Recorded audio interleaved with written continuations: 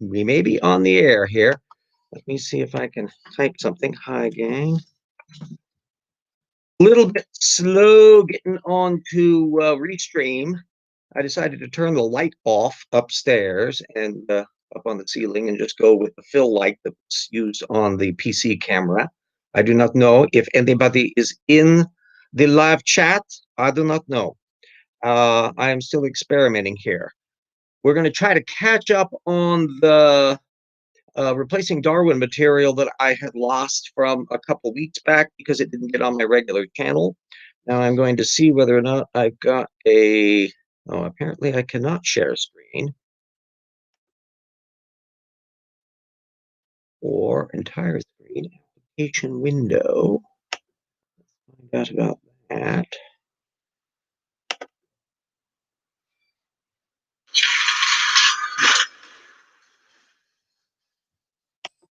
Okay, let's see what we got here. That. And trying to do Peter's little doodad here. Okay, we are supposedly sharing our screen. And, well, God's sakes. Well, there we go. And it cancels again. God damn, why can't it stay put?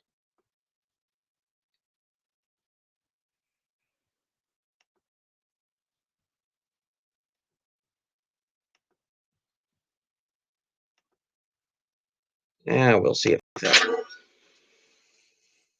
I'm still not entirely used to the exciting world of laptop clicking. All of our clickety clacks. There's Peter's little intro. We'll find out whether or not the sound works or not. I have no idea. And okay, well, okay, we will now not share screen, and we'll see whether or not that clicked or not, whether or not the sound came up or not. Hello, people in gang. Hello, Lamont, Zmorph. You were apparently the first. Hi, folks. Woo, a little bit late here. Um, I'm still, all my fingers are used to a standard keyboard. So all of the maneuverings to get around to the laptop is weird.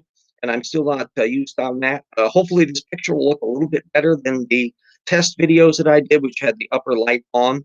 I still got to download Peter's advertisement for the rocks were there, which is over my, God, everything's backwards right there.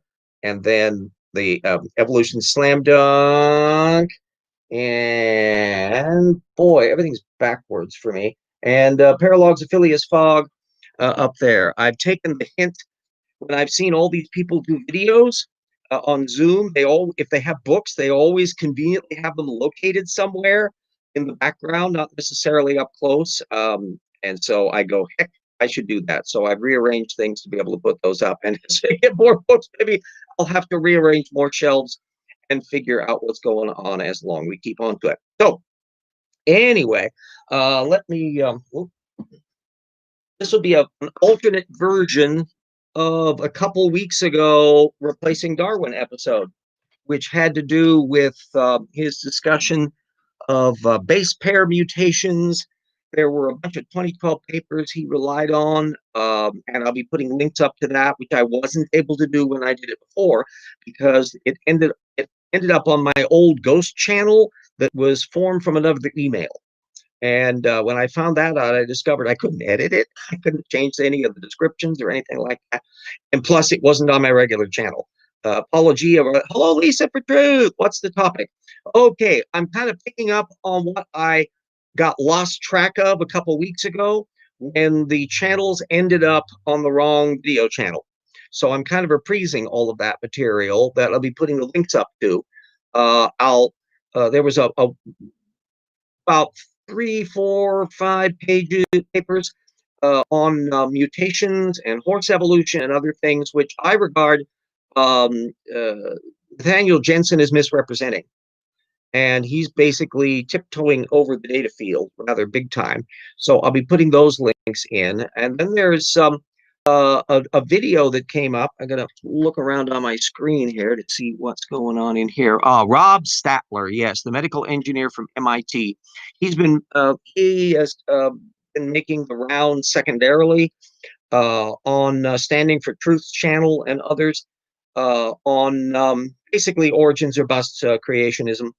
And Ian Arroyo brought that to my attention quite a few weeks ago and asked if I would do an analysis of it. And so a bunch of it relates to James Tour's arguments, because Professor Dave deliberately criticized James Tour's version of anti-evolutionism.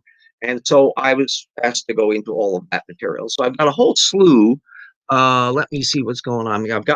I've repositioned the thing in front of my other monitor, which I still have up, but not connected because I disconnected the internet. Let's see what we got going in here. It's going to be, matters on lipids, and I'll summarize on this part first there. Star is Rob Stadler with a medical engineering PhD from MIT, but with a book on creationism, a scientific approach to evolution, what they didn't teach you in biology, which was published exactly the way I did, which was on Amazon CreateSpace. So we're on the same boat in terms of non-accredited, non-conventional doodads. I looked through, the book itself wasn't directly available, but I was able to do some text searching and find out that there were no therapsids mentioned, and endosymbiosis came up just once. In what context, it's hard to tell. So it didn't look like it was terribly detailed. And along the way, Stadler mentioned some pro-biogenesis commenter who had offered a 2015 article by a fellow named Forsyth as an example of how the field had advanced in the last 62 years since Miller and Urey. And ironically, this related to the wet-dry issue, which has started to come up. Sorry for jiggling the camera around because I'm pulling the laptop down to make way for the screen. I should have prepared a little better to figure out where I was going to put everything. It'll probably take me a few weeks to get this thing worked out as to where I want to position everything on the screen. Anyway, the wet-dry issue came up. It's a very interesting one because a lot of the biochemistry experiments that were done on abiogenesis were basically considering little warm pools, and they weren't necessarily thinking about what can happen with water that's there for a while and then evaporates, and then more of it comes in, and then it dries out, and this happens again and again and again. And one of the things that's come up in quite a bit of the cutting edge research relates to the fact that tides would have been really big in the early Earth because the moon was much closer to the Earth. It just informed in the impact collision. And so you would be having tides that would be continental in scale. There wasn't a heck of a lot of dry land at the moment, but imagine an area that's the size of Australia, where the tides are coming in and going out in a period of far faster, because the day is only 18 hours long. And the moon is much, much closer. The tidal forces are much more intense. And so you've got wet-dry cycles on a scale that's really unusual to think about. I know, Lisa, what else is new? Yeah, why young Earth creationists are misrepresenting data. Some of this stuff, because James Tour pops up in the intelligent design orbit as well, that this kind of issue relates just as much to them, but it happened to be coming up in a young Earth creationist frame. Now, watch my chin again while I lower the screen. Let's see. And so Professor Dave's video explicitly mentioned the lipid issue. Dave's point is that Tour presumed that the first cell had to be of eukaryotic complexity. And I'm putting in also a link to by Lombard, which relates to the structures of the domains of life and how lipids are playing a role on things. In the times I've discussed abiogenesis before, it's no incredible secret that my viewpoint is there's probably about 100 million years between the origin of life and the last universal common ancestor, Luca, that would be the things that all existing organisms on Earth are descended from. Well, that's an interesting little window, because the history of life, and by the way, there have been several pointed out about my a horrifying tendency to have the screen reflecting off of my glasses. So I used to do the early videos without my glasses on to avoid that very thing. And if I'm not planning on reading what's on the screen, it's not a problem. So I'll take it off to avoid annoying people who don't like to see the glare in the screen. We buddy people, and I don't have contact lenses. I don't like those sort of things. So anyway, back to abiogenesis. One of the things that's clear from the history of life is that stuff can get going and have a big heyday, but end up a dead end. Trilobites were all over the place for hundreds of millions of years and then just faded out. And then, oh, hi, Mr. Wilford. Oh, hello, Mr. Wilford, another person in the field. We'll just presume that this is a dry run mess as I'm just kind of getting back. This is the first official my own restream thing that I've done. And so I'm still figuring out where to put everything on the computer and still figuring out. It took quite a while for Restream to get started, and there's nothing else going on the computer. So it just took a while on that. At least I'm running on the coaxial feed, so or whatever the hell that little yellow cable is, that's directly connected to my internet, so it holds on fairly well that way. Yeah. By the way, Jackson Lee is at work today. Otherwise, we would have tried to test out the invite person button, see whether or not I can have more than one person on at the same time in the same feed, even though it won't be a stampede. We'll have to worry about that a little bit later. We're all up to our armpits in a massive research. I was just doing stuff, which I'll mention after a bit, about Gunter Beckley and the Ediacara fauna. But the thing about that lesson about trilobites and the early Cambrian, the fact that so many of the organisms there had long runs, but eventually fizzled out, that in the history of birds, the first big dominant bird group, the Enanthronithines, never made it through the KT extinction and went totally extinct. And so the idea that the first off of the block aren't necessarily failures, but they aren't necessarily the progenitors of really long-term success. And so the problem with the LUCA issue is that LUCA, by definition, is the ancestor of all existing organisms that we can see now. So how much diversity was there in the very earliest history of life before LUCA that we can't anticipate because we don't have any of their descendants today? We keep on finding the Loki archaea, thaumaturgy. Jackson would be much better for the terms on these kinds of things. The Loki, a bunch that are really odd, not quite everybody else versions of bacteria. Oh, yes, we're getting side commentations. I'm losing my audience. Lisa asked, did you know Salem wasn't the first witch panic in the New World? I actually am not uber familiar. First of all, there weren't all that many in what eventually became the United States. I wouldn't be at all surprised that there would have been witch trials in the big Spanish colony world, but I haven't done any direct research on that. So anybody who wants to go into that, there's a gear shift. I'm more familiar with what was going on in Europe. Generally speaking, as a overall trend, attacking witches tends to occur in times of extreme stress, when plagues hit, and during the Reformation when plagues hit. So you had your religion and your world falling apart and people having different ways of doing things. Oh, it must be witches. And so that's when in the 15, 16, 1700s, that was when the really big, intense persecution of witchcraft is taking place. There were relatively few witch hunts, as far as I can see, in the long history preceding that, although they do pop up sporadically. I think, if memory serves me, one of the earliest examples in Europe of somebody being accused and killed for witchcraft is like 400 or 500 AD, somewhere around in there. It wasn't a super obsession until we get farther down. We know more about it as well because there was more written material. You have more documents to go with, and that. So anyway, there's a digression. Oh, it says, no need to apologize, Lisa. Sorry for researching for my channel. The one thing that I'll give you some clues that are relevant.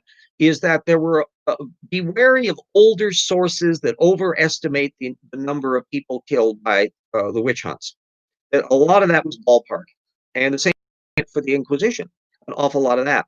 Oops, seems like one of your streams having connection issues. Stand by. We're trying to resolve that. I just got a little menu thing popping up. So if things start going, bear that in mind.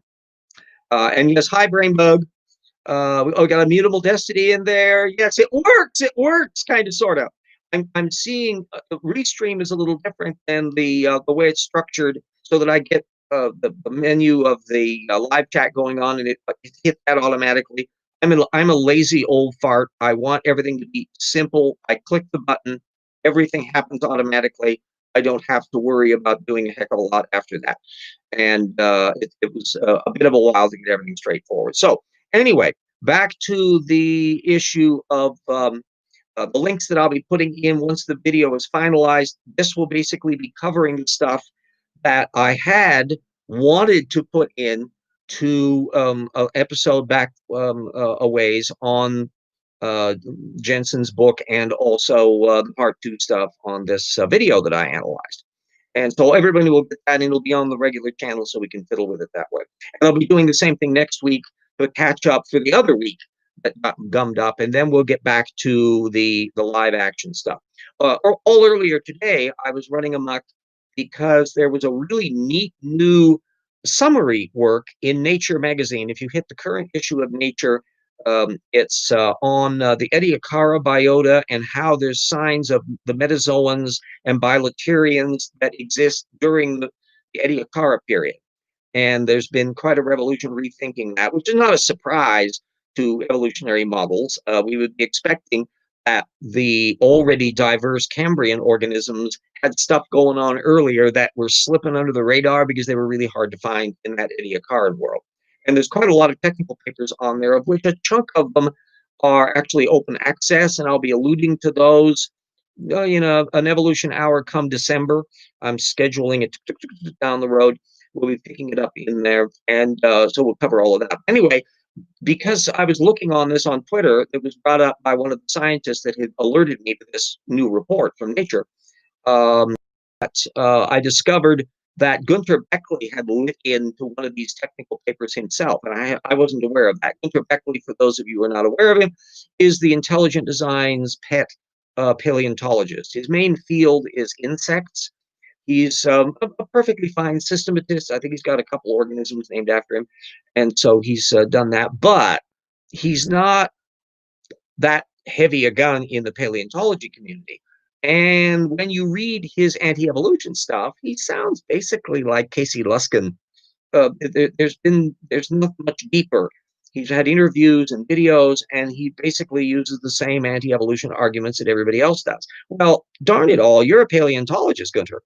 So I expect you to be way more meticulous, and I expect you to put forth a damn model of what the hell you think was going on back in those times. Because he's not an younger creationist.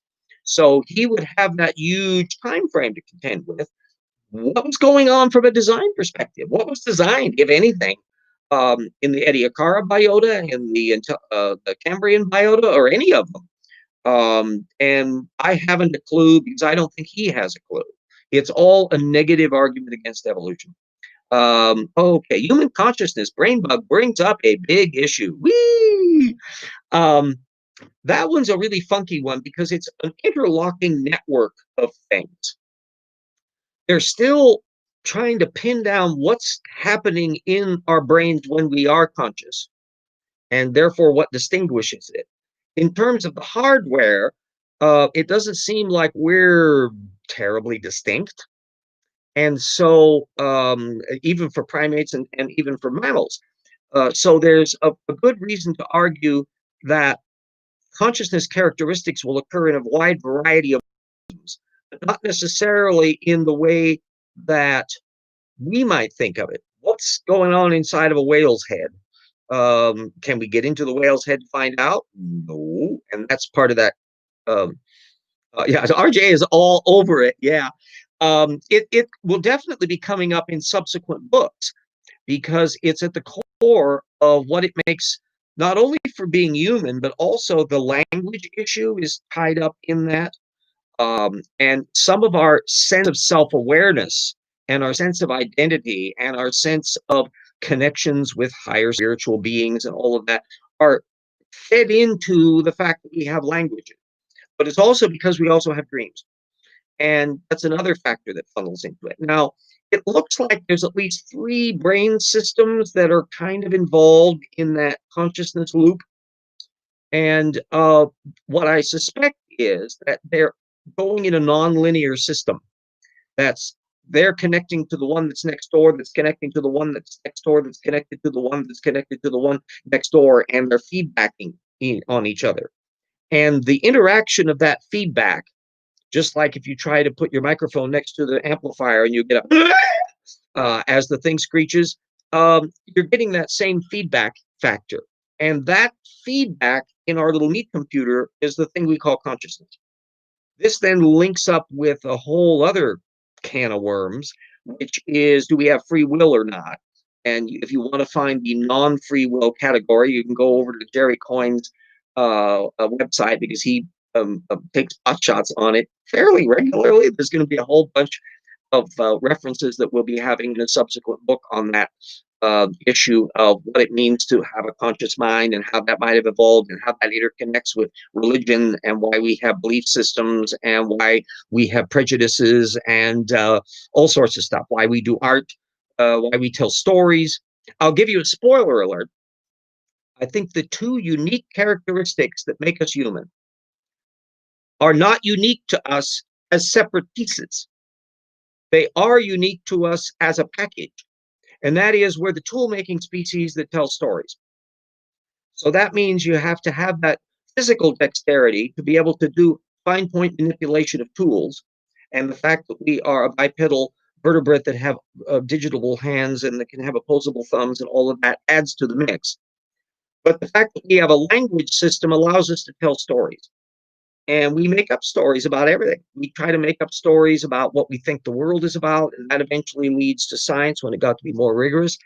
And it's also what happened when we started thinking about why there are things. Why shouldn't I bludgeon my neighbor? Why shouldn't I take my neighbor's cow? Why shouldn't I take my neighbor?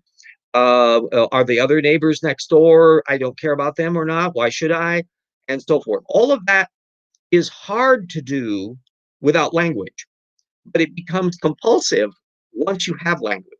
So that process of how did consciousness, self-awareness, what I like to think of as the movie in the brain, the Cartesian theater is another phrase that pops up in the same context. I suppose I should type that in there so everybody can go Google later on. Cartesian theater.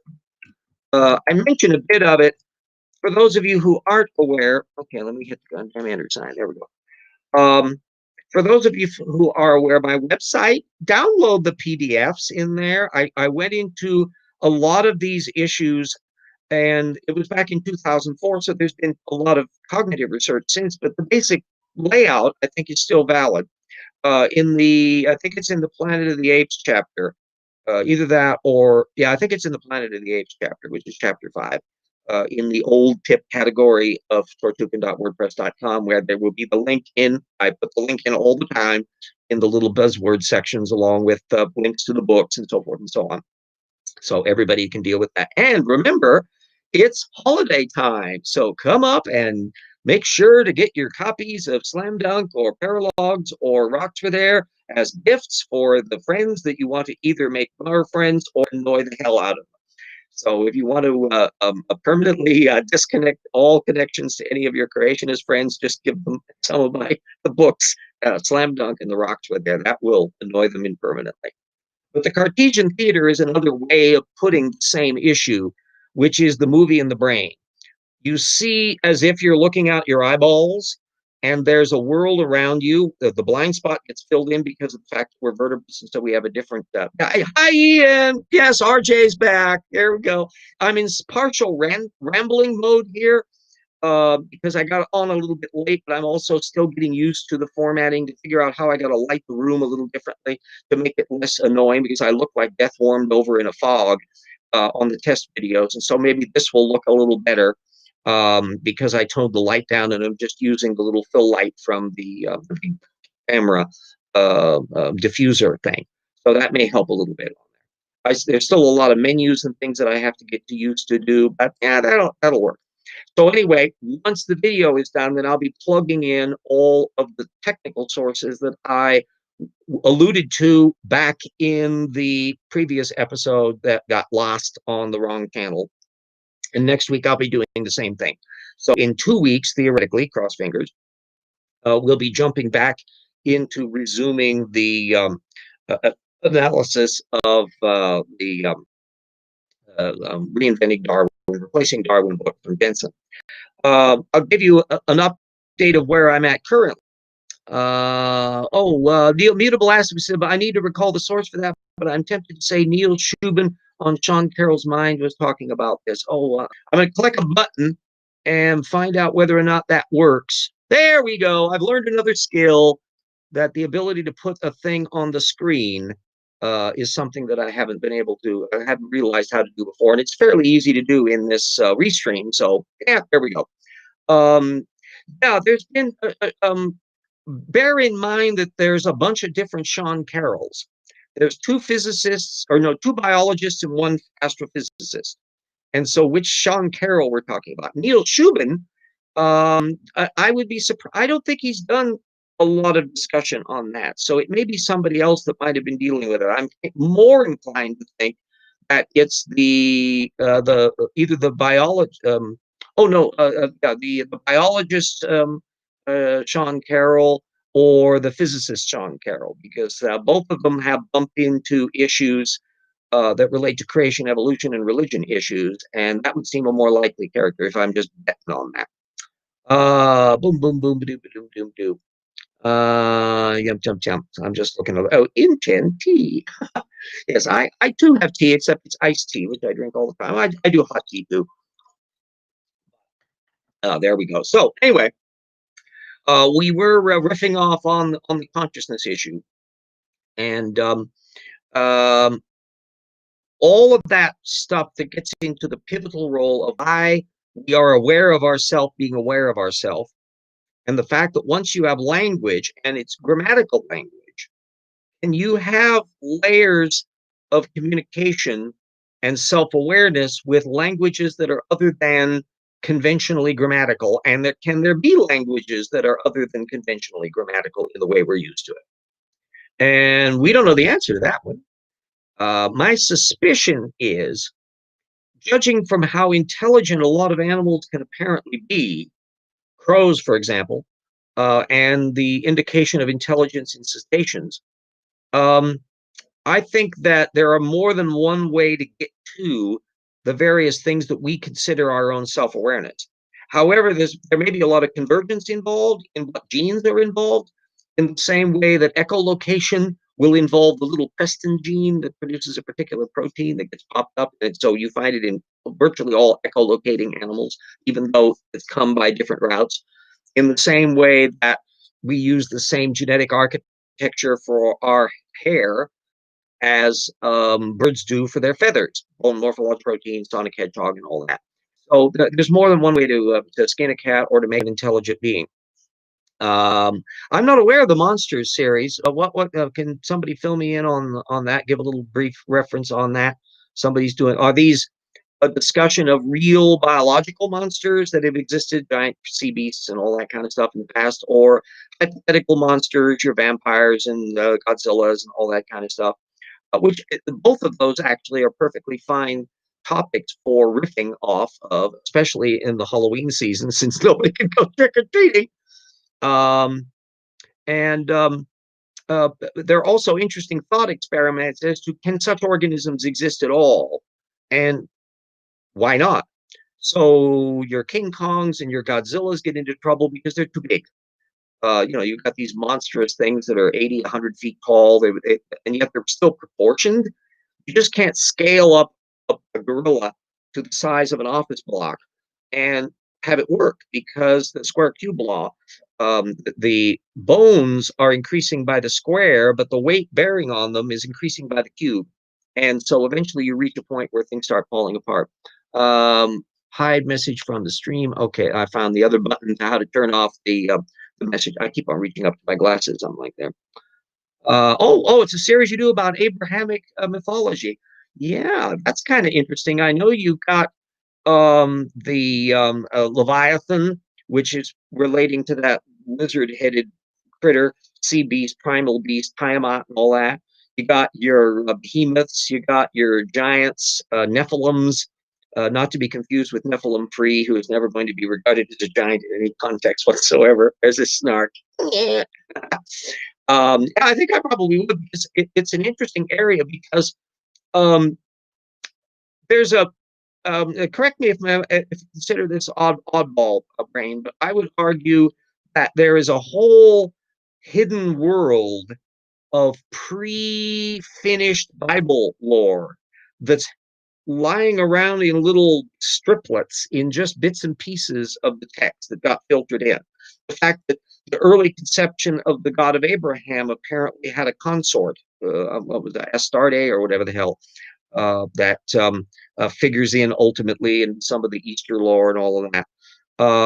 And the issue about whether or not there were pantheons, how many of the archangels were maybe planetary gods, or various deities of local cultures that got filtered in. Was Michael originally a god of some sort that was worshipped in groups?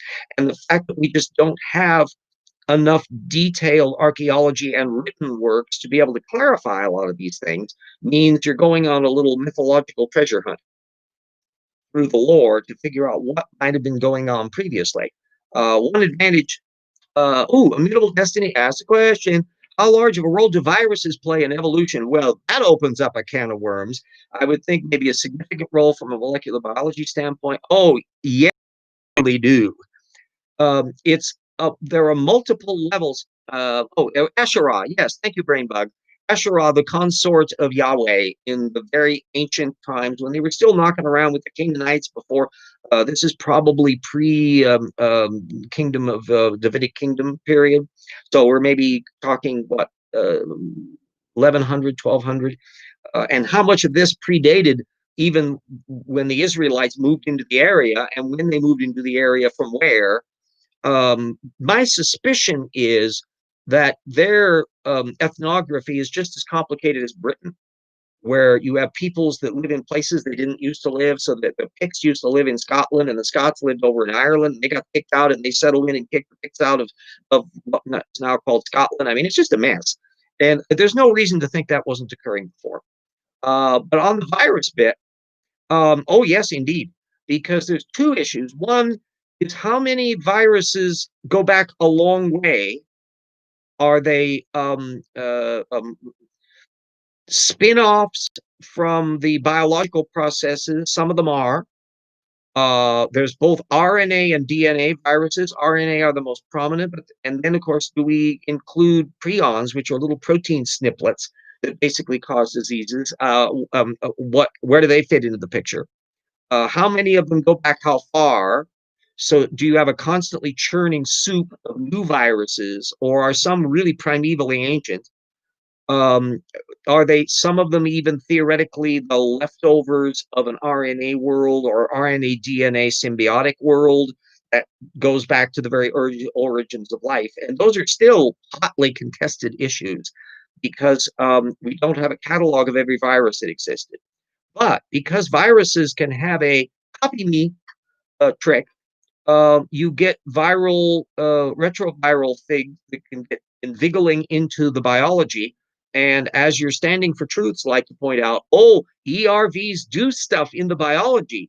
Well, yeah, because they can take it on a role of their own. And if they don't kill you, they're either going to be benign or eventually useful in some way, or not so bad that they end up killing you too easily. And they can be sometimes doing both of those at the same time. So it's a very interesting issue. So your can of worms question is, yes, viruses play a gigantic role in the history of life, for good, ill, and indifferent, and get funneled into us. Remember, 10% of us is just ALU retrotransposons, which is a viral agency that has a promiscuous copy but no signal for README in the code. So it can just get stuck in our genome, and it copies itself, expands, expands, expands. There are like 1.4 million or so copies now currently known. And most of them don't do a damn thing because they don't ever get read by the genome. They just get edited out. But they're there as little ticking time bombs. They're not very long. I think they're only like maybe 50 nucleotides long. They're not enormously large. So that also brings up that issue. We alluded to it a bit in the Roxford there, is on the information issue. Do all the ALUs have the same air quotes information? And if so, how can they do different things? Is it not what context they're in? So that's part of that. BrainBug says, give me a sub, RJ. I think you'll enjoy the monsters video. Let me see if I can find out. That's the one thing I'm not sure about, whether or not I can give moderator status in this or not. I don't know that I can give moderator status in this particular mode or not. If there is a menu for it, I don't see it right off the bat. If I were on the YouTube version, I could go over to the thing and give you a wrench, and you could stick that on me. But I'm not sure where to get the rest of that. Let's see if there's the only thing I got is the show window. Rats. Yeah, we'll have to worry about that later. Yeah, it's an interesting. Whoops, put my glasses on again. Sorry for the glare.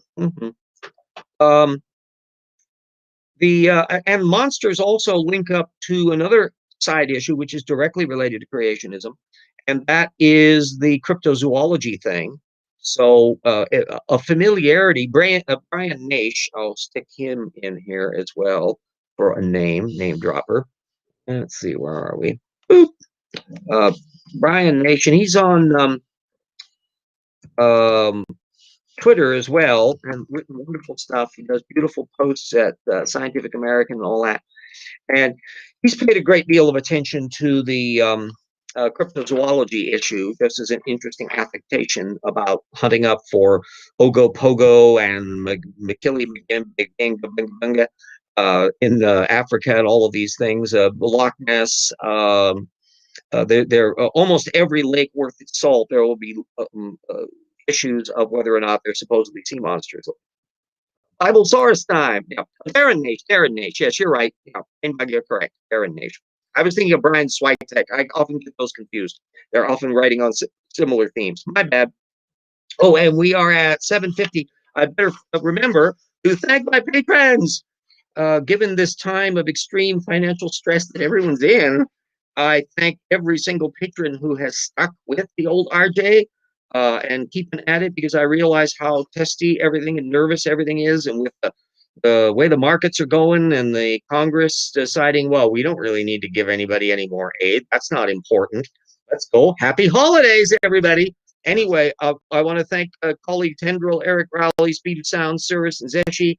Research Travis Adams, Ian Chen, Convert Me, Stephen Early, Ian Chen, Neil, James Fitzwater, History Minor, Ralph McFadden, Paulia, Benjamin Simpson, Assistant Researcher Level, Duranku, Dautis Real, Christopher Johnson, our friends Daniel, Steve Bauman, Geology, Marigate Meadows, Insects Are Cool, Devin Miranda Reeves, Morton Nielsen, Paul the Skeptic, Puffalupus, Bo Hobo, Rasmussen, Alex Stone, and Paul Williams, and I will continue to thank all the legacy patrons who helped at one point or another in whenever they could, but they weren't able to continue for various reasons. Jen, Jody, Mike, John, Keith, Andrew, Dyer, Yui, Mona, Brad, Daniel, Nanya, Staggle, Sun Sky Stone, German, Truls, Everton, Sands, and Sewer. Every one of you has helped in one way or another, and it makes life much easier than it would be without that. So, sorry. Okay, Lisa. Yes, have some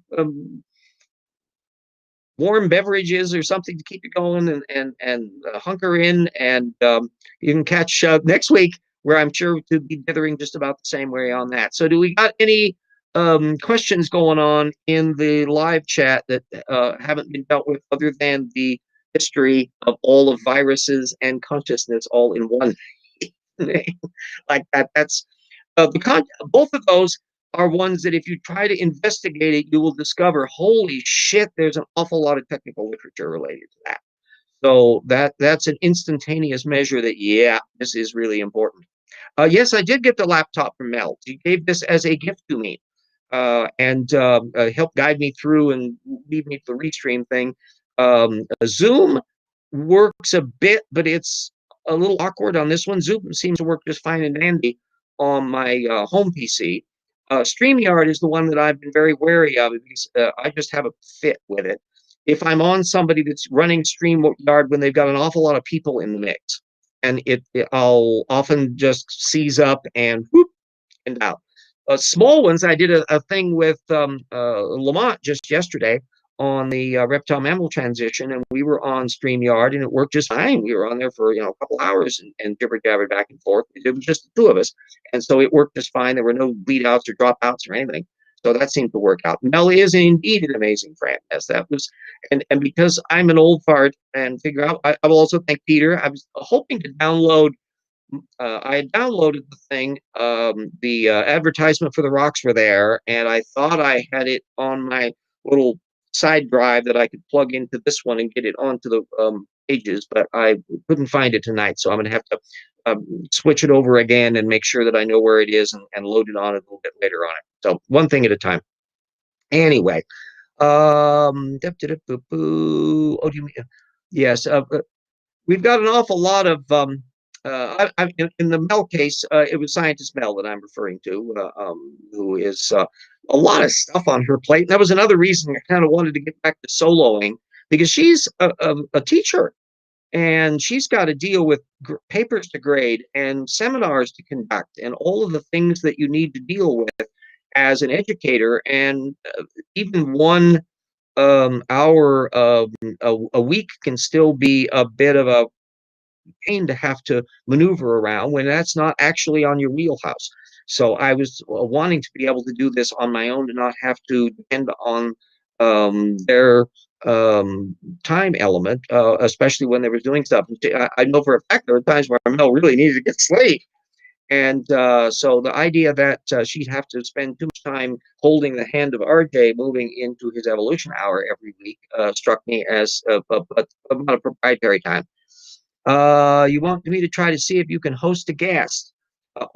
Let me see if, let me find out about that. So let me see, invite guests. And now what we need to do is, let's see. Okay. I'm going to try there and we'll go Control C. Let me be ruthless and do a nasty thing, which is put it right in the chat right here. So somebody's got their little camera. If BrainBug, you've got your little thing set up, you have authoritas to go and click on that and see whether or not you can get into the thing. I hadn't tried this option before, so I don't have any clue as to whether or not it will work, or if it will work easily, or whether or not the video gods will dump upon us, or whatever. Anyway, we'll give it a little test. We're all in experimentation mode on here. So I definitely need to download Peter's advert to run at the end of the video, which I won't be able to do this time. And then I also need to probably think about the fact that I might need to want to use the YouTube menu to get at that video thing more efficiently in order to be able to give people wrenches, or find out why I can't give somebody a wrench in here. We got captions, we got graphics.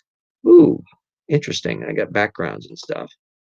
And then there's titles. Okay. So there's a bunch of little menus in I haven't figured out yet.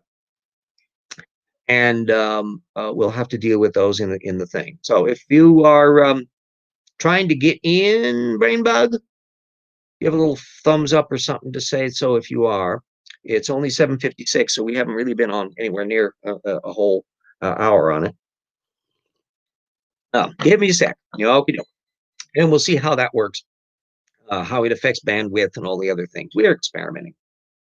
As I tell everybody monotonously, because I'm an old fart, is that I'm amazed that any of this works at all. Given the fact that here we are doing things, I'm sitting here in my den, able to communicate with people all over the planet and do that real time in a way. I think that's absolutely amazing.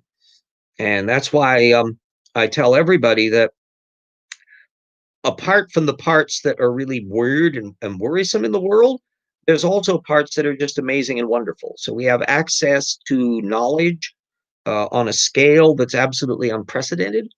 We have works that are available by internet in this global library that I would have been just gobsmacked to have been able to get at back in the 1970s when I was just starting to bump into things when I was in college. You had to go to physical libraries. If you wanted a copy of something, you would get the photocopier and you would photocopy at 5 cents a page or 10 cents a page.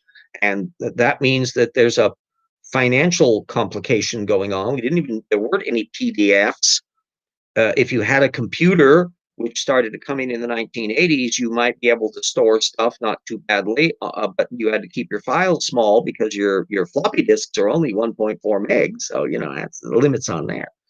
And none of that prevails now. So people have their laptops and their tablets and their PCs and smartphones and can download information and access things on a scale that's just astonishing. And that means nobody has an excuse for stupid, not in this century. That we have too much information. Hey, BrainBug, hello. Oh, I'm not hearing you. Let me see if I need to. Let me find out whether or not that's. Can you hear me now? Oh, yes, I can indeed. Yeah. Is that the I clicked on the little arrow button. You were in black and white, and then you switched over to there. Yay! We're experimenting something to do. Oh. Wonderful. Yeah. Oh goodness. So what's your things you do on the monsters? So I have basically scholars and researchers and stuff that come on and kind of talk about some of the extra biblical stuff, some of the biblical stuff. Talking about so the last one I had on was Dr. Josh Bowen from Digital Hammurabi, and he talked about God, isn't he marvelous? Yes, he really is. Megan too, but yeah, I had Josh on. Yeah, that whole team is just crackerjack. Yeah, and they had or he came on and he talked about the other gods, so like what you were talking about, Yahweh's consort and all that good stuff. That we got to explore. And then next week I'm having Jim Majors is coming on with Chris Mallard, and we're going to talk about the undead from the Bible. I tried to get it in before Halloween, but it really didn't work out with the schedule. So we're going to do it. You can even get historical because, of course, there's the famous example of the 500 that were supposedly resurrected at the time of Jesus's crucifixion. Are you familiar with what Thomas Paine wrote about that? I'm not. Yeah. You should download Paine's Age of Reason, and in one of the chapters, I think like 3 or 4 in, he has got the most vicious takedown of that whole concept because he's saying, what exactly was happening? Were dead bodies crawling out of the grave, going and coming back and trying to take over their house? The wives were going, and what happened afterwards? Did they drop dead again? Did they have to be reburied? What were the inheritance laws? And the way he described it is, even though it was written in the 1790s, you go, oh, this is golden. You can't do it better than he did. It's absolutely, I strongly recommend it. It was one of the most hilarious things I've ever read. It's viciously appropriate. Well, you also have Lazarus being resurrected as well. Is there any way you can pull us both up on the screen? I can only see me. Oh, I don't. Well, maybe let me click a button here and see whether I can do. There's a spotlight thing. How about that? Is that working? Okay, that's on my screen. Let me try that. There we go. Now I'm in the corner and you're on the main screen, right? And I'm the big screen. Yeah, that's what I was seeing. That'll work. Yeah, and 2 buttons. You just keep flipping back and forth as we talk. No, we'll just keep your mug up on there. You're better looking than I am anyway. But yeah, my channel is mostly about I talk about insect phylogeny and evolution and that kind of stuff. But I started off doing like debunking mythology and myths about insects. Honestly, what got me started was the murder hornets phenomenon that people were going on, that they aren't even a thing. They're Asian giant hornets, Vespa mandarina. Still annoying. They were a little bit, and of course they're close because they were up in Bellingham and Vancouver, which is not far from where, I mean, it's over on the other side of the state, but that's too close for comfort. Right. So that's kind of what got my channel launched. And that's what so dealing with mythology and stuff. And I'm like, you know what, there's some mythological monsters in the Abrahamic text that we can talk about. So I brought Dragons in Genesis on. Now, I don't know if you know Jason or not, Dragons in Genesis. He's got a nice little channel where he does basically it's like almost like a Bible study where he kind of dissects the mythology and goes into the origins, like what you were talking about earlier, with where these, as far as in Semitic culture, where these stories come from, their origins, where maybe some of them were borrowed from other cultures, things like that. And he just goes into these in-depth, it's called Dragons in Genesis podcast that he does. I'm like, heck yeah, let me get you on here and we'll talk about some of these monsters in the Bible. And it's just kind of blossomed from there. People are really enjoying it. No religion ever invents everything whole cloth for all practical purposes. It picks up the tropes of the time. And that's the thing too, is a lot of apologetics, it has to be either this is the truth, or you're trying to say that it was made up whole cloth. No, we're not. You're not saying that when you counter that. You're saying that, this is an interpretation of older mythology, or a conglomeration of multiple mythologies. Big chunks of which, probably the biggest influence on them was the Babylonian captivity, because they were just steeped as a culture in the traumatic times when they were carted off. Not all of them, but most of the population was carted off to Babylon. And so that's where they get the Enuma Elish creation story, the flood stories. And that's what's made scholarship such a pain, is to sort out how much of it's theirs and how much of it's borrowed from whom. Well, you just end up with, they said a different, L is what I always called the deity, but Dr. Josh used a different accent to it, but EL, the conglomeration between that God figure and Yahweh, when they weren't the same person before. They were two separate deities in a pantheon, and then as they moved towards monotheism, they kind of combined them. But there's and to plug Dragons in Genesis again, because I really enjoy his work, he did a video just about that specific topic just today. It was released.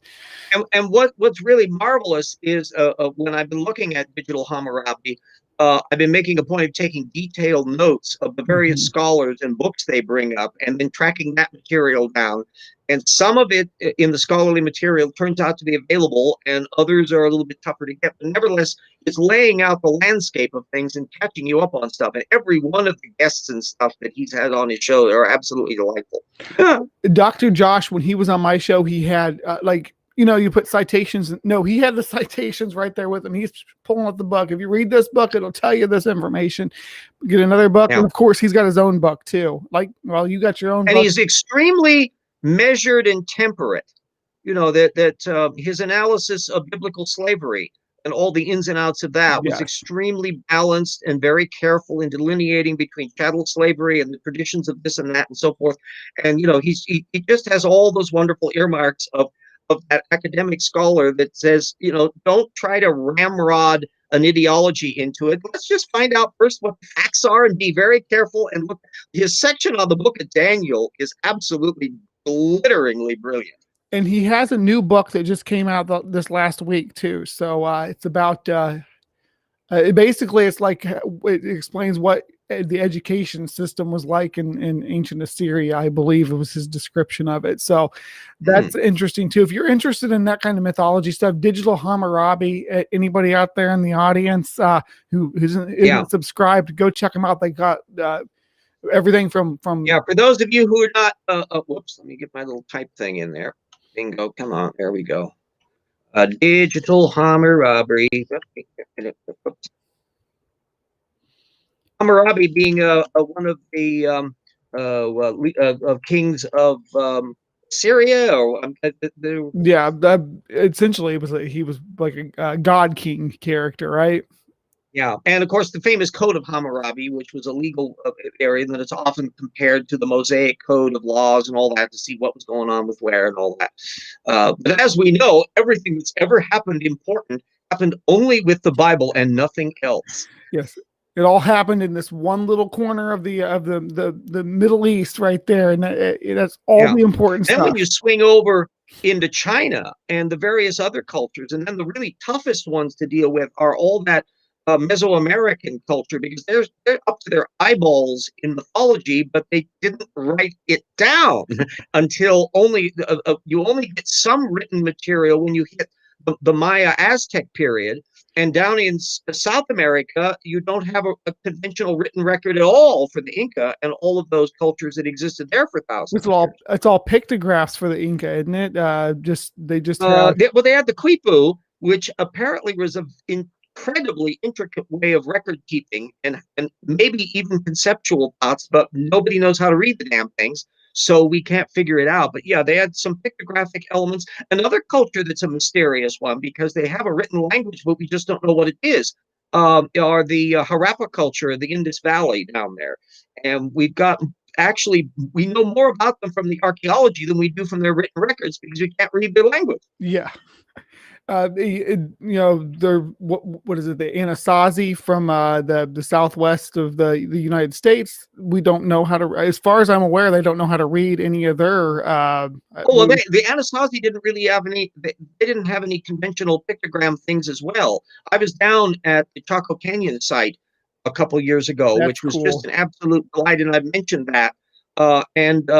We've got just the fact, even the very name Anasazi is an insult name from their the Navajo people who didn't like them. It says this Navajo for the enemies, isn't it? For our enemies. Yeah. And what it looks like, there was a thing that I was just talking about. I think on I think I was a guest when I was on Vandalia's program yesterday. I brought it up as a historian. When I visited Chaco Canyon, I spent a lot of time walking in the back of the kivas and figuring out that my suspicion is when you look to see when they were built, they were constructed in relation to really interesting geological features, particularly unusual rock formations behind in their backyard, in effect, and that these cultural groups, they were taking proprietary control over like the neat spots, and then the later ones had to come on and take the low rent district farther down the road, kind of things.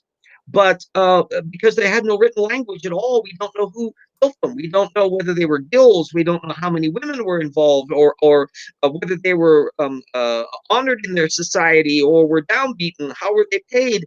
And we know that there were these grand processional walkways that people would come in, and there was like markets that they would gather periodically. It wasn't a settled town. It was like a special ceremonial center where they would be having a cross between maybe a rock concert, religious festival, and a trading club.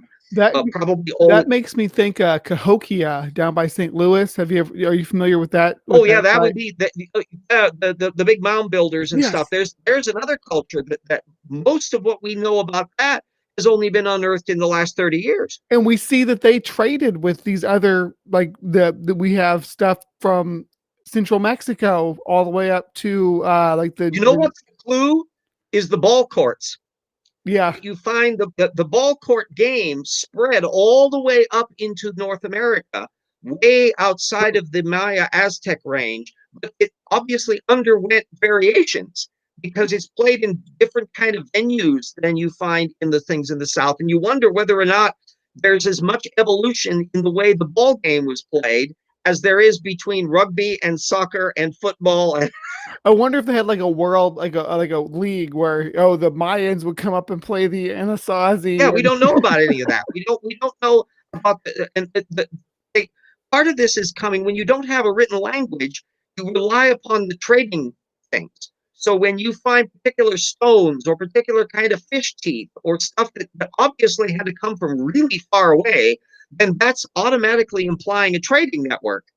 And you do exactly the same thing with any culture that doesn't have that. That's why their garbage is so important.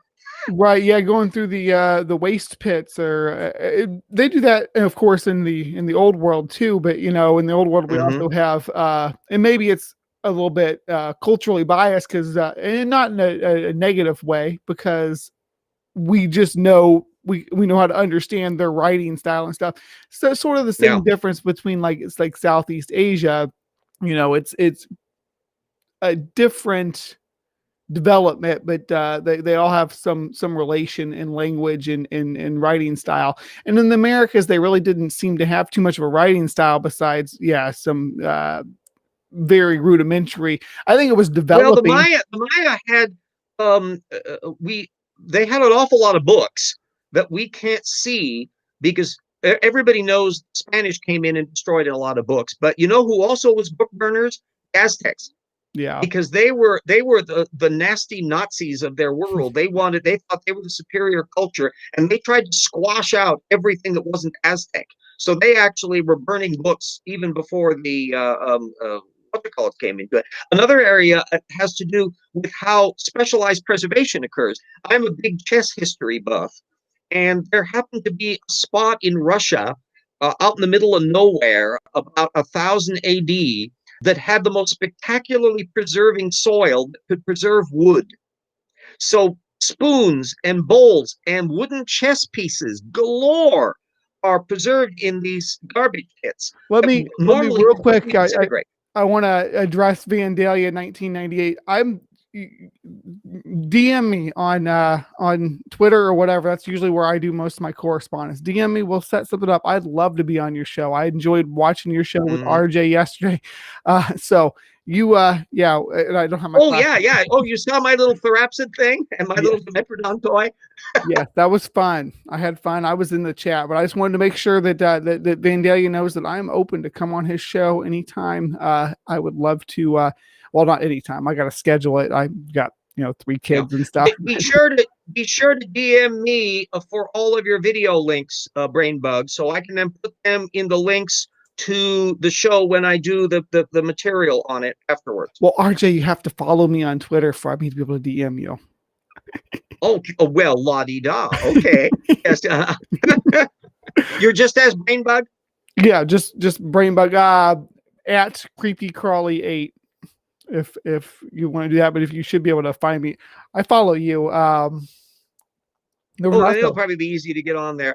I'm very I don't automatically follow everybody. No, you're fine. Very I'm just specialized. giving you a hard time. Yeah, my principles are anybody that is like a really prominent anti-evolutionist who's on Twitter and vocal about it. Holy smokes, I want to see what they're saying and comment. And I've gotten, of course, Ken Ham automatically blocks anybody, and Jonathan Sarfati is another blocker. He's a prick. But the nice ones, U Ross is very approachable. And once in a while, I've interacted with a little bit of Douglas Axe and a few others. And then the other ones are all the scientists that I encounter on Twitter, because anybody that's written any of the technical work that I've got in my data field, I go, hey, I want to follow them because they're giving me heads up on the latest work. Well, I always like to. I have this spider network of tendrils to where that paper I was just finding out about on from Nature. I'm getting a heads up from it from one of the scientists that follows that ahead of me. So great. I always like catching up on your responses to S.J. Thomason. Those are the best. Oh yeah. Well, I have a multiple thing on when I'm doing. Sometimes if you'll notice when I haven't been tweeting for quite a while, it's because I'm doing my work. So I'm doing my research and all that kind of stuff, but I keep my little window going over there. And sometimes I'll be multitasking because I'll have my reference field up that I'm working on and doing research there, and then I'm watching a video like one of Erica or Standing for Truth, and I'm triaging the notes. Ian Chen knows. Ian, you're in the chat. He was talking to me, sent me a request. Do I have some ammo on technical papers that's Standing for Truth is misrepresented, and also Nephilim free? And I said, oh boy, do I.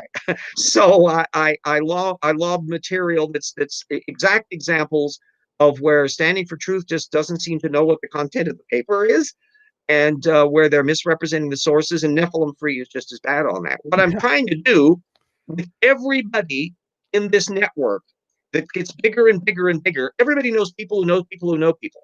The idea is to get more and more people on the source methods bandwagon, which you get at primary source material. I regard Digital Hammurabi as a primary source analyst par excellence. Paul Agia was doing that on his own. Jackson was doing it on his own. I'm just giving a name to it and saying this is big deal. This is the game that people who suffer from cranial blockage of the rectum can't do in principle. This is not something their brains do. And that's what so it the takes. more we do it, that's what it takes. You need someone from, like Dr. Josh's field, and you need someone from like you and Jackson doing the science side, and Erica, and people doing the historical biblical research, like Digital Hammurabi, Jim Majors, these scholars for this ancient myth. I call it mythology. I know they don't like when I use that term. Oh, it's a perfectly legitimate thing. And I don't regard it as a pejorative word. Mythology are the tales people told to make sense of things. And each of them they're a narrative that, independent of whether it's true, they're the thing they thought was true or the thing they want to deal with. And so you can treat that as a marker that traces their culture back through time. And it's nothing to complain about. So many of the weird ideas people have were not ridiculously weird given how little they knew. No one's going to figure out heliocentrism on their own. Those same individuals will be perfectly fine with referring to like Greek mythology, and there's still Hellenistic pagans out there, and they don't take offense to that. It's, you know what, you got to accept that, that most of the world's going to view your religion as mythology. And I don't find anything wrong with that, and I enjoy studying and researching the monsters and stuff that's what was really appealing about that, because I grew up with Greek mythology, watching Clash of the Titans and stuff like that. Oh, isn't that and if you've seen Jason and the Argonauts? Yes, Jason the Argonauts. Yes. The skeletons is the best. That was so cool. And remember, you want a weird suggestion? Do you know both Clash of the Titans, the original one, not the remake, and Jason and the Argonauts were written by the same person, and you know who that person was? I do not. Beverly Cross, and it's a guy. He just recently died. He's married to Maggie Smith, the actress from the Harry Potter stories. Yeah, Maggie Smith, Professor McGonagall. That's and so there's a connection for you. And Ray Harryhausen, was a master of doing that. Oh, absolutely. That traces all the way back. So there's for more geekism, that you've got Willis O'Brien, who did King Kong, and then that inspired Ray Harryhausen, who then inspired the people who eventually did Jurassic Park, and so forth and so on. So there's a whole, and what we're doing right there is exactly what you do, tracing mythological tales through the cultural network, that it doesn't have to be true. It only needs to be the thing they thought was important. Right. It's chronological mapping, basically. It's map of time. My big bugbears, there is one method to rule them all, and it is the proper source method, and it involves the map of time. That I remember, I'm not from a science training. I have a BA in history. I am not a PhD in any, I'm not a paleontologist, blah, blah, blah. Eric and others, these are people that are actually getting science degrees, Jackson and all the rest. But I am using exactly the same method I use in studying history, which is you look for primary sources. You don't confuse a primary with a secondary source. You bear in mind that the moment you get talking about the thing, now you're looking at through the window of the person doing the talking. So you have to bear that in mind. And it's much harder to do than science, because people can bullshit. Right. Yeah. It with history, especially, you gotta check again, independently verify. I mean, do you ever get into discussion about mythicism, about Jesus mythicism? Oh, yeah. Oh, I annoy a lot of people, because I am one who doesn't think Jesus was mythical. I think there was actually a Jesus person. And I, as a historian, would be much more amazed if all of that Christianity had come about from a completely mythological character. No, that doesn't make sense to me at all. In the same way that I think there was probably a Homer who composed the Homeric epics. We don't have any verification of that, I get so perplexed at people who try to make such a big deal out of this, because none of the problems of the Bible go away if you accept that Jesus is a real person or not. It doesn't make any of that disappear. The problems are just as big of a problem before. So why are they digging this trench, going after the mythicism argument when it's unnecessary? Right. It's lazy. That's what my Yeah. friend Leo Felius, I don't know if you know him or not, but that's what Oh yes, yes, I saw his debate with oh gosh, who the hell was Nephilim. it? Nephilim Free or somebody. Yeah. He debated with, yeah. I guess he debated on Otangelo too. I always want to say on Tangelo, Otangelo, and that guy is Yes, another person who is scratch him for 5 seconds and you discover just how boringly obtuse he can be. yeah. One thing I like about Otangelo though is that I feel like I can engage with him and it's not going to descend into ad hom. He actually is going to stay on the. Oh yeah, he's very polite. Yeah. So is standing for truth. As a person, he's just a pussycat, personable, but yes. his brain fell out a long time ago. But it's easier to engage with them when they're when you don't have to. But like your problem that you have with Mr. Batman, that was ridiculous. He's not. Did you saw my debate with Batman on the dinosaurs? I did, and I stuck with you though. But I came in about, I think you all already done your opening statements and we're into the back and forth. But yeah, it was if you sign up to discuss a topic, maybe you should discuss that topic. But they always want to take it back to the origin of life. Well, that's another one of the tropes that I use is origins or bust. There are only two branches of anti-evolutionism. One is the gee whiz natural theology. Isn't nature complicated? Look at the trees. It had to be designed because it's complicated. And then eventually they find out that it looks really evolutionary under the complicated. And at which point they jump to origins or bust. So where did the universe come from? Where did life come from? Where did this come from? Where did that come from? What came before that? Blah, blah, blah. And that's the main dodge they deal with. And the vast majority of anti-evolution apologetics, from top to bottom, is origins or bust. And so that when you find somebody who's going to do that, you want to try to find out what it is they don't want to think about. That's the reason why they're going to the origins or bust thing. And a lot of it will stem from the fact that they don't really have a clear conceptualization of that map of time bit, which is the same issue that we get into with the historians and working out what the actual book of Daniel chronology was and what actually was going on in pre-written times before the Bible was composed as documents, and trying to figure out who copied what from whom and in what order, all of that. Tracing it back to its oral tradition and then kind of going from there. Exactly. And I think a lot of the problem is that there's just a portion of the demographic of the population who cannot conceptualize deep time. And you say, and then you got to be careful with the terminology you use when you address that too, because you say you can't imagine this. And they're like, oh well, I shouldn't have to imagine it. If I have to imagine it, it's not real. Yeah. So I like that map of time issues are an intrinsic mental block among anti-evolutionists, and this doesn't go away independent of whether or not they're intelligent design, old Earth creationists, or young Earth creationists. You would think only the young Earth creationists would have this difficulty. But if you try reading through Steve Meyer's books and listen to his lectures, where he will mention the Cambrian explosion, he wrote a whole paper with not one but two young Earth creationist co-authors. Now, in his head, because he's an old ex-petroleum geology guy, the Cambrian is 500 million years ago. And in the heads of his two co-authors, it's 4,500 years ago during the flood. Didn't they ever try to compare notes and work out like a chronology? And the answer is no, because none of them think in map of time terms. None. Well, and people do get hung up. And when I talked to Jackson a couple months ago, that's kind of what we talked about with the Cambrian explosion, because people do get hung up on the notion that's an explosion. 20 million year on a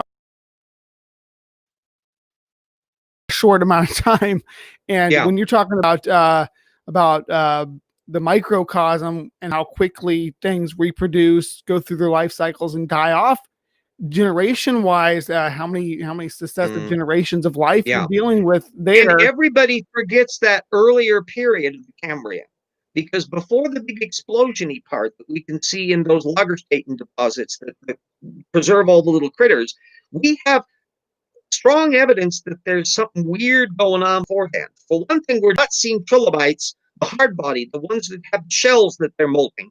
They're not showing up until that big explosion, even though their ancestors probably were there as soft bodied.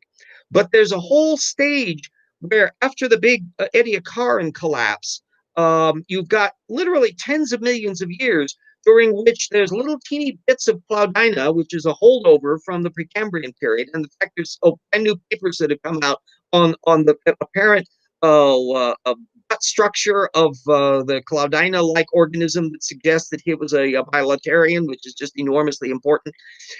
Anyway, that there's seemingly like a void in this Manichaean phase of the Cambrian when there probably was a lot of life going on. It just didn't leave hard part fossilization, other than these little Cloudina things that have little boreholes in them once in a while, because something that we can't see either is trying to eat it, and we don't know what's inside the Cloudina shells. Then small shelly fauna phase, the Tomotian phase, where these little ice cream cone shaped things about yay big proliferate. They're all over the place because they got hard shells. So they show up in Russia and the various early Cambrian, and that runs for millions of years. And then there's a big turnover, and you get the stuff that we see in the Cambrian explosion, where these proto-mollusks is probably what the small shelly fauna are doing. They're getting rendered kind of peripheral because of this explosion of arthropods. This part store for biramous appendages, as I think one paleontologist called it. And interesting, and this all involves millions and millions and millions of years. It's not all in one big go. Don't you guys love when RJ gets all excited about talking about these early stages of life? Well, to me, it's absolutely delightful and extraordinary, because virtually everything that I've learned about these subjects has been within your own lifetime. Yeah. That this is recent paleontology. This is the last 30 years of stuff. Right. This stuff was not known when I was growing up in the 50s and 60s. I'm 80s and 90s myself, and a lot of this is stuff that's very Precambrian stuff is especially not some. There was nothing the Cambrian was when back then was when they considered life started here. So when I was a young kid and would be looking at my World Book Encyclopedia, they were thinking the world was 2.5 billion years old. Yeah, 2.5 million. Billion. Okay, yeah. Which is only 1.5 billion off. Or 2 billion years off. And that's the kind of constraint. Another one that's just blown me away. If you had told me in 1960 that I would live to see the day when we not only knew there were planets around Alpha Centauri, but we could tell you how many, that would have just blown me away. It just, in looking ahead, looking forward at what we, so that was, say even going back to 1990, how much progress we've made in understanding since then. How much more do we have coming up? It's just exciting. It's very exciting, especially the advances we've made towards exploring beyond Earth, and sending things out into space and making those efforts. It's really fascinating. Yeah, and we found that even in our own solar system, holy shit, we've got an interesting solar system. That when you think about all those boring little moons about Jupiter and all that, oh no, there's neat stuff going on out there. And so even to find out that Pluto, boring little Pluto out there, has fascinating stuff going on. My God, it's got little moonlets and all this stuff. This stuff is interesting. Yeah. And whether or not we can ever get to any adjacent solar systems because they're so effing far away, and the time to get there is the difficulty. We certainly have no shortage of things to occupy our attention here in our neck of the woods. Yeah. So obviously when you grew up, dinosaurs weren't birds, right? Yeah. So there was pushback against that even when I was a kid. That was just starting to kick in. Robert Backer played a big role of that in the late 70s. And he's still knocking around with the version that I have when I was growing up with my little dinosaur models. And I was a big dinosaur model kid. But they were all not to scale, and they were all based on the Yale drawing from a mural from the 1930s. So Charles Knight. And yeah, and they were the best science they could do at the time, but they were envisaging mammals came along in the late dinosaur period and ate the little eggs of the dinosaurs, and that's why the dinosaurs went extinct. Dinosaurs were these big, slow, lumbering creatures that were they deserved to go because we mammals are just so much more clever. Well, boy, in the 1980s, that was really changing. And so there was just the most spectacular revolution in the thinking of things. By the time I was doing the Dynamania chapter of TIP, which, by the way, everybody download my damn crap and take a look at those PDFs. I spent a lot of effort on that stuff.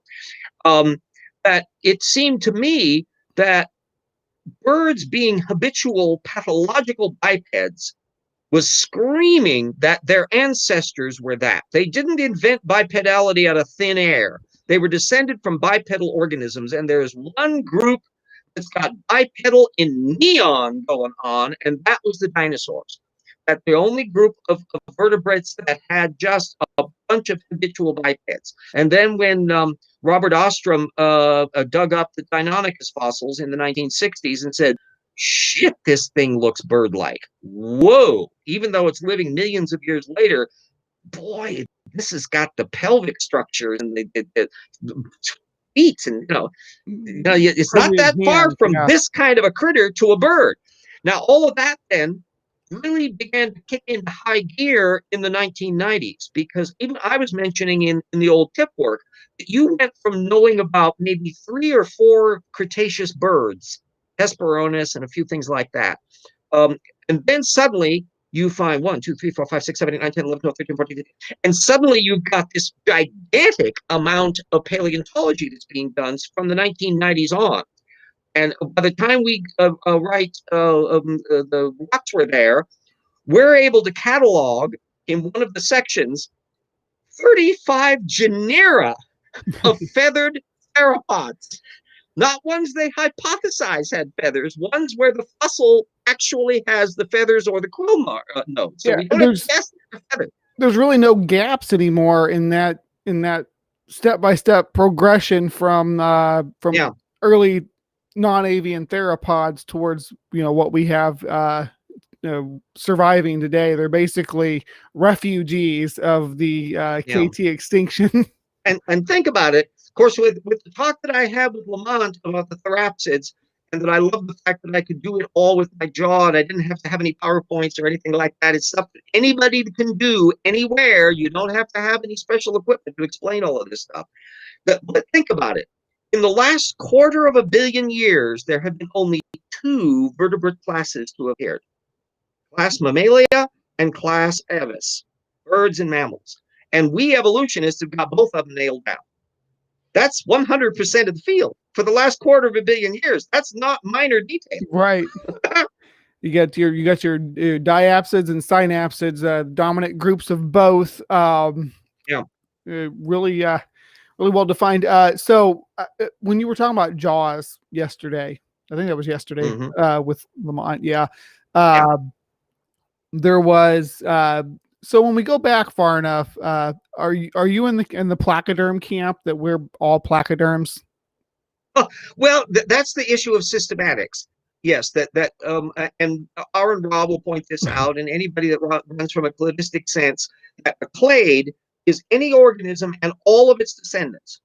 So if you regard something as a clade, no matter how it changes, it's still in that. So in that respect, your ancestry. That's right. Yep. Yeah. You can never outgrow your ancestry, even though you can get to the point where people will drop their jaws in amazement that it's gone from one thing to another. So all of the switch, once you get that classification of synapsid going, everything descended from them will end up still being in that classification node, just in the same way that it's going to be primates and all that. That's what nested hierarchies mean. That's why colloquial terms like monkey and fish don't really matter, because you cannot. Those exactly. are paraphyletic. Paraphyletic, yeah. And the hardest problem is with groups of organisms that are way far back and that are extinct, where you can't look at living descendants of them, and they look a lot alike, but you only have a small number of fossil examples or incomplete ones. Well, is it a surprise that once in a while things are getting lumped together that weren't? Dinosaurs again. When I was looking at dinosaurs in the early 1980s, they had this catch-all group of carnosaurs, which included allosaurs and tyrannosaurs and ceratosaurs and all of that. Yeah. Well, move forward into the 1990s and the cladistic analyses that Paul Sereno and these other people are doing, and they're going, no. You have 3 different clades of predatory dinosaurs. You have these groups that are dominant in the early Triassic, the ceratosaur bunch, and then the allosaurs come as a completely independent lineage, and then those little baby Coelurosaurs get bigger and bigger and bigger, and that's where the tyrannosaurs come from, that grouping entirely. So abelisaurs down in Gondwana that were completely separate from the Coelurosaurs up in North America. Oh, the funniest, I always wish I got the damn thing. It was a bumper sticker that I bought. I saw years ago, and it may be available somewhere. I don't know, but it was just reunite Gondwana land. JG in the chat, yes, dinosaurs do live with people. I just ate one for dinner, so yeah, they taste really good. There's little itty bitty ones, the Cornish game hens and all that. They're all very tasty, but you don't want to let the birds know that you're eating them so much, because otherwise it's going to be Tippy Hedron time. I do wish that some. Oh, did I crash? Oh, we got a problem going. All right, I think my stuff just crashed. Can you hear me? Yes, I still can. I can hear you. We're still going. Yeah, I think one thing I think that we can show on these, and by the way, yes, you have BrainBug. You can be on the show any old time. I think we can talk about an awful lot of stuff and interact with a lot of things, and we can connect up everybody to everybody else in ways that, when you are interested in something, one thing I've definitely recommended to anybody that does debates with creationists is that in this day and age, you have no right whatsoever to ever be ignorant of the material. Oh, your image is actually crashed up, frozen up there. So I think we may be going on. Let me switch and put me up in the top in here. There we go.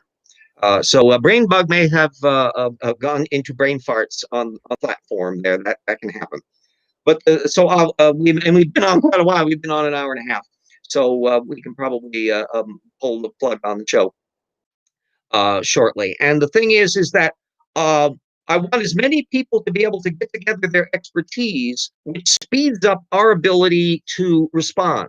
That way, everybody can learn by having conversations this way, to where you can pick people's brains and ask good questions and learn more. And when necessary, get technical literature if you want to operate at that level. So Ian Chen is able to get material that way.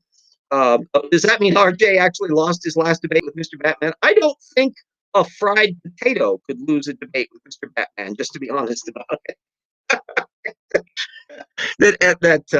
All you have to do is to remember what the topics are. Thanks for chatting with me. I think it was a delightful thing to learn about your channel. You can send me a DMs. We'll get all connected up on Twitter shortly when I get back over to the PC on this. But this is all an indication of the tools that we can make use of to pull the correct stuff and interesting stuff together. One of the reasons why I'm so bloody enthusiastic about all this stuff, because it's so interesting. This is amazing stuff. The world that exists in people's creationist cartoons is so bland, it's so threadbare, it's so empty.